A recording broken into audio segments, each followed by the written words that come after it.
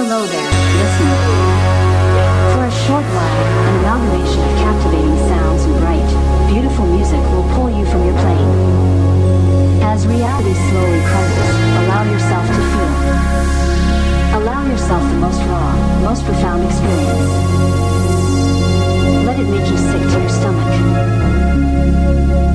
Thank you so much for visiting, listener. We love you. Enjoy your time with us.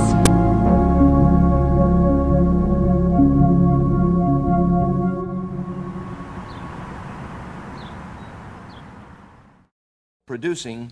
As film watching grew in popularity in the 1920s, filmmaking turned into a lucrative business. But women were pushed to the outskirts, making the field male-dominated. This has continued into the present day, with very few women able to achieve positions of power on a film crew. However, some women did persist. During the 1940s and 50s, Dorothy Arzner and Ida Lupino were the only prominent women filmmakers. In the 1990s, women filmmakers such as Jane Campion and Catherine Bigelow arrived on the field. As for the more present-day cinema, Greta Gerwig and Chloe Zhao have been at the forefront of the conversation of women in the industry. In 2012, the Los Angeles Times published demographic data for the Academy of Motion Picture Arts and Sciences. The average age of their members was 62, with 77% being men and 94% white. Apart from what the Academy represents, though, these numbers don't encompass all of the industry, such as independent filmmakers, smaller productions, film festivals, film school, etc. The goal, though, is to achieve equality in all areas of the field. So, that leaves the question: where are the women in 2023? Why are they not in the movie industry? Okay, so my name is Dana Feldman. Rachel Banks.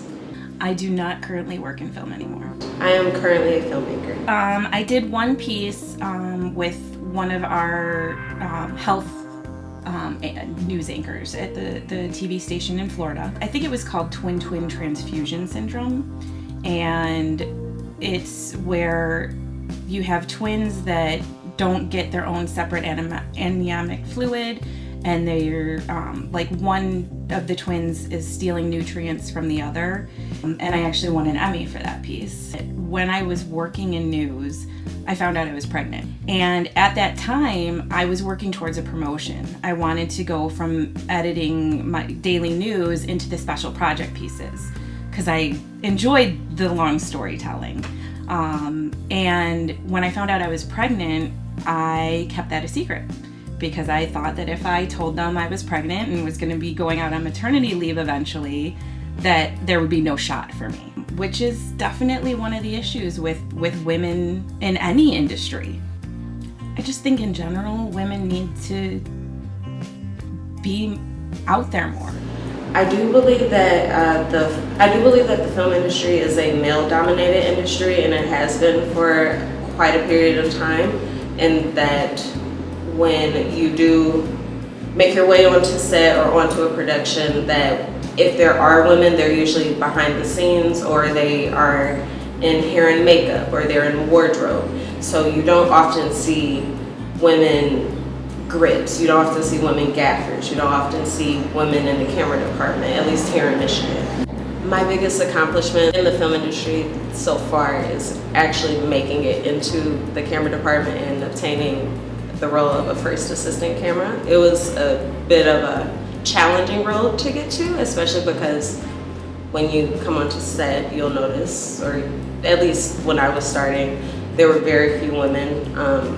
The majority of the time I'm the only woman, and so it was a bit difficult to get the men in the camera department to see me as an asset to them, and to see that I can do the work that they do and that I can do it of quality.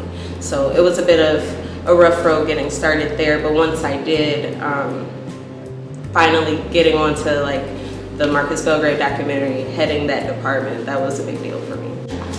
I originally did not feel comfortable as the only woman on the set. I felt like people didn't think I should be there, or they didn't feel that I could do the work to be there, and that I was only there because, and I've actually heard someone say this to me, like, you only get work because you're pretty. You only, like, no one's gonna talk to you the same way they talk to me. They are giving you allowances just because you're a girl. And I found that hilarious because I had a very hard time. So that was ridiculous to me. But now I am more comfortable being the only girl on set, or the only woman on set, and asserting myself in my role. But it can still be challenging.